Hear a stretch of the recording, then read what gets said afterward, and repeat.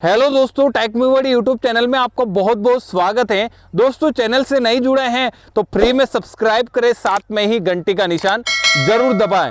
दोस्तों, last video में मैंने बताया था कि सौर ऊर्जा कृषि पंप के 10 फायदे क्या क्या हैं। काफी सारे कमेंट आए और उसके बाद में आपका सवाल रहा था कि क्या मेरे यहाँ पर पहले से बोरिंग करवा रखा है और उस पर जो हमने पंप लगवाया है वो इलेक्ट्रिकल पंप है या फिर सोलर पंप है, उस पर कैसे क्या करें हम और कितनी गहराई तक पानी ले सकते हैं, कंट्रोलर कौन सा लगाएं, वारंटी क्या रहती है, खर्च कितना आता है, क्या लाइफ रहती है। इससे पहले बात कर लेते हैं कि अगर आप भी इंटरेस्टेड हैं अपने सोलर बिजनेस में, अपने एक सोलर में कंपनी शुरू करने का या फिर एक बड़ा बिजनेस करने के लिए, और आपके पास जीरो नॉलेज है और आप चाहते हैं कि मैं घर बैठे कोई अच्छा नॉलेज इकट्ठा कर लूं या फिर आप किसी इंस्टीट्यूट में जाकर आप इसकी ट्रेनिंग ले प्रैक्टिकली, तो आपको आज मैं सजेस्ट करने वाला हूं एक बहुत ही बढ़िया, काफी सालों पुराना इंस्टीट्यूट है और आप यहां पर प्रैक्टिकली आप सोलर के बारे में सीख सकते हैं और मात्र 15 से 20 हजार रुपए निवेश करके आप अपना सोलर में बिजनेस शुरू कर सकते हैं। तो दिए गए नंबर पर आप संपर्क कर सकते हैं या फिर डिस्क्रिप्शन में जाकर लिंक पर क्लिक करें।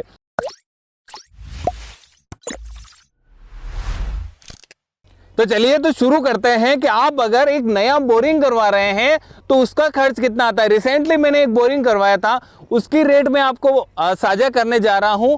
लगभग आप देख लीजिए, ये 550 फुट तक बोरिंग करवाया है मैंने, और जैसे ही मैंने स्टार्ट किया यहाँ पर तो ऊपर से लेकर 300 फीट तक की जो रेट रहती है वो 90 रुपए प्रति फीट के हिसाब से, और 300 के बाद 400, फिर उस पर 5 रुपए बढ़ जाते हैं, फिर 400 से ऊपर 500 तक फिर 5 रुपए बढ़ जाते हैं, और फिर 500 से नीचे जाते हुए 5 रुपए बढ़ जाते हैं। इस तरह लगभग आप देख लीजिए 2 कैचिन है और ये 550 फुट तक का 59,000 का यहाँ पर बिल बना है और 59,000 में ये कंप्लीट हुआ है। आप देख सकते हैं कि अब की बोरिंग आपने करवा लिया या फिर पहले से बोरिंग कर रखा है, अब आप यहाँ पर पंप का चुनाव करने जा रहे हैं। आपने अगर इलेक्ट्रिकल पंप लिया है, आप सोच रहे हैं कि मेरे पास में कनेक्शन भी है और मैं यहाँ पर सोलर पे भी चलाना चाहता हूँ, तो क्या इसको भी चला सकता हूँ क्या? हाँ दोस्तों, इसको भी आप चला सकते हैं। आपके पास कनेक्शन है तो आप इलेक्ट्रिक से भी चला सकते हैं, ग्रिड से भी चला सकते हैं और आप सौर ऊर्जा से भी इसको चला सकते हैं। लेकिन अगर एक सौर ऊर्जा पंप जो अलग से आता है, सोलर पंप अगर लगाते हैं तो काफी सारे फायदे बढ़ जाते हैं। यहाँ पर जो पानी का फ्लो है उसमें आपको फायदा हो जाता है। अगर आप एक एसी मोटर, जो इलेक्ट्रिकल मोटर है वो पंप है, वो लगा रहे हैं तो लगभग आप सुबह 9 से 10 बजे पानी आना शुरू होगा और उसके बाद में शाम को 4 बजे बाद पानी बहुत ही कम आ जाएगा और बंद हो जाएगा। लेकिन अगर आपके पास में एक सोलर पंप है तो सुबह 7 बजे से ये स्टार्ट हो जाता है और शाम को 5 से 6 बजे तक पानी इसमें आता रहता है। अब बात करते हैं कि कंट्रोलर की, कि कौन सा कंट्रोलर हमें लगाना चाहिए। जहां पर आप देखते हैं कि सोलर पंप का चुनाव करते हैं तो सोलर पंप के साथ में ही उसका ऐसा कंट्रोलर आता है, रिमोटली कंट्रोलर भी आता है, जो आप घर बैठे भी इसको ऑन और ऑफ कर सकते हैं। और अगर आप इलेक्ट्रिकल करते हैं तो VFD का यूज करना होता है। VFD का मतलब होता है वेरिएबल फ्रीक्वेंसी ड्राइव। जहां पर आप देखते हैं कि सोलर पंप में जो ड्राइव है, जो कंट्रोलर है, उसका काम है कि जो पानी का जो फ्लो है उसको कम ज़्यादा करते रहना। सूर्य से जो रोशनी आ रही है वो रोशनी कम हो जाती है तो जो पानी का फ्लो है उसको कम कर देगा। जो RPM है मोटर का उसको बराबर बनाए रखना। अगर वहाँ पर VFD नहीं लगाते हैं तो जैसे ही सूर्य की रोशनी कम होती है तो मोटर बंद हो जाती है, इसलिए इसमें VFD लगाना पड़ता है। दोनों ही बात होगी कंट्रोलर की। अब बात आती है कि इसके साथ में आपको क्या क्या खरीदना पड़ता है और आपको क्या देना है और क्या अलग से आपको कोई लेना पड़ेगा या फिर सब एक साथ आएगा। हाँ दोस्तों, सिर्फ आप बोरिंग करवा दीजिए या फिर कुआं खुदवा दीजिए, फिर आप कंपनी को बोल दीजिए A to Z जो भी इक्विपमेंट लगता है वो कंपनी की तरफ से होता है। सोलर पैनल, सोलर स्ट्रक्चर, रस्सा, cable, pipe, motor, pump, head, सब कुछ सब कुछ कंपनी का ही रहता है, इसमें आपको सिर्फ पैसा देना है और ये बोरिंग से पानी बाहर निकाल कर देते हैं। अब यहाँ पर एक बहुत बड़ा कंफ्यूजन रहता है कि मेरा तो बोरिंग 300 फीट से भी ज़्यादा है, मेरा बोरिंग 200 फीट पर पानी है, तो मेरे को कौन सा पंप खरीदना चाहिए। तो यहाँ पर बात आती है हेड की।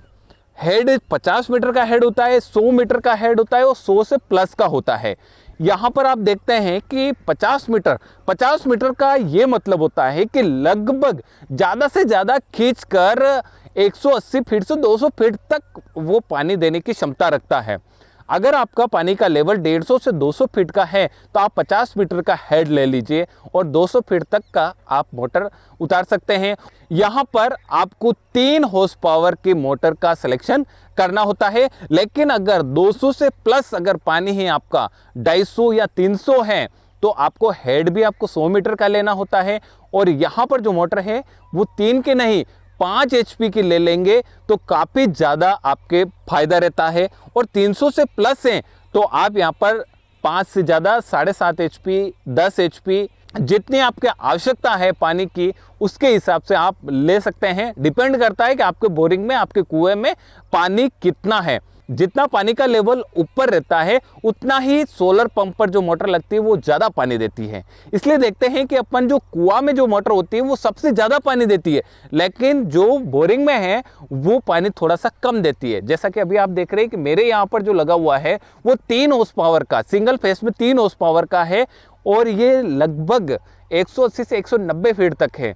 और ये पानी सुबह में लगभग 60 लीटर प्रति मिनट के हिसाब से शुरू होता है और ज़्यादा से ज़्यादा ये लगभग 150 लीटर प्रति मिनट के हिसाब से पानी का इसका फ्लो रहता है। अगर आप 5 की लगाते हैं तो 150 से 200 तक का इसमें फ्लो रहता है। और आपके पिलाई कितनी करनी है उसके ऊपर भी डिपेंड करता है यहाँ पर। दोस्तों साथ ही ये भी बात कर लेते हैं कि आपके खेत पर जो सोलर पंप लग रहे हैं उसके स्ट्रक्चर का चुनाव कैसा करना चाहिए। तो अभी आप देख रहे हैं ये राउंड में ग्राउंड माउंटिंग स्ट्रक्चर है और सबसे बेस्ट स्ट्रक्चर इसी को कहूँगा मैं, क्योंकि जैसे ही पानी का फ्लो कम होता है तो आप इसे घुमा दीजिए और सूरज की तरफ इसका मुंह कर दीजिए और पानी का फ्लो बढ़ जाएगा। एक होता है स्थायी स्ट्रक्चर जो आपके टीन शेड की तरह बनाए जाते हैं और वहाँ पर ये माइनस पॉइंट रहता है कि सुबह में 9 से 10 बजे आपकी मोटर चालू होगी और लगभग 4 साढ़े 4 बजे मोटर बंद हो जाती है। लेकिन जो राउंड वाले जो स्ट्रक्चर हैं उसको आप पूर्व दिशा में कर देते हैं, सूरज की रोशनी सीधी गिरेगी और अच्छा खासा पानी का फ्लो बढ़ जाता है यहाँ पर। अब बात आती है यहाँ पर कि खर्चा कितना आता है और वारंटी क्या क्या रहती है और खरीदना कैसे है और क्या इसकी लाइफ रहती है। अलग अलग बताऊंगा यहाँ पर 3 HP का खर्चा कितना आता है, 5 HP का खर्चा कितना आता है और 7.5 HP का खर्चा कितना आता है। यहाँ पर आप कंपनी के ही पाइप ले रहे हैं, आप कंपनी का ही रस्सा ले रहे हैं, कंपनी के ही केबल ले रहे हैं और कंपनी के ही सोलर पैनल ले रहे हैं, सब कुछ A1 क्वालिटी के ले रहे हैं, तो आपको 3 HP का जो खर्च है वो लगभग 1,80,000 रुपए से 2 लाख के बीच में खर्चा आता है यहाँ पर। और अगर बात करते हैं अपन यहाँ पर 5 हॉर्स पावर के मोटर की, तो 5 हॉर्स पावर का खर्चा आता है लगभग 2,30,000 से 2.5 लाख रुपए के बीच में इसका खर्चा आता है।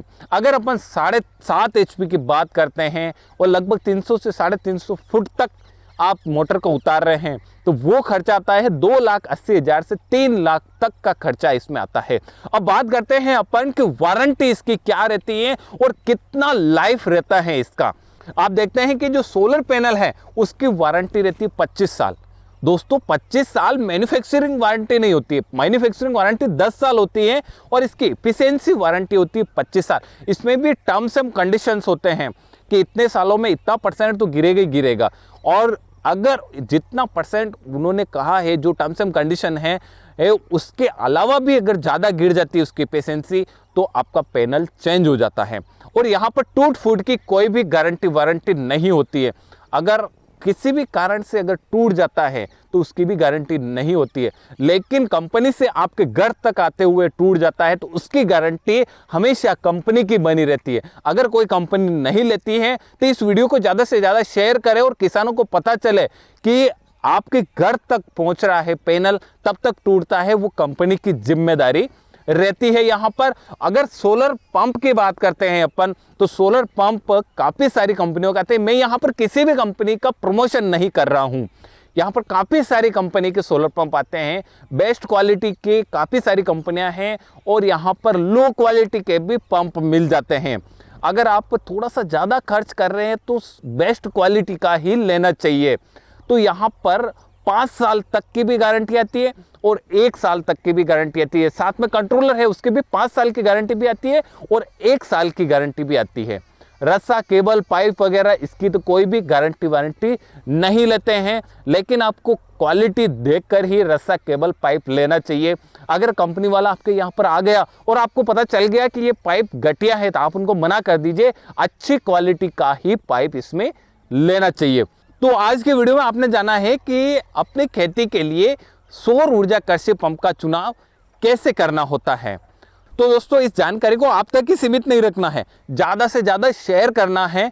और अगर आप इसको अगर ब्लॉग के साथ पढ़ना चाहते हैं तो techmewadi.com पर जाकर आप इसका पूरा पढ़ सकते हैं, और ज़्यादा से ज़्यादा शेयर करें किसानों तक, क्योंकि जानकारी सभी तक पहुँचे। और वीडियो अच्छा लगा है तो लाइक करना न भूलें और शेयर करना न भूलें। और आपके कोई भी सुझाव हो या फिर कमेंट हो तो आप हमें पूछे, कमेंट करें। मैं आपको आगे नया वीडियो बनाकर आप तक जानकारी साझा करूंगा।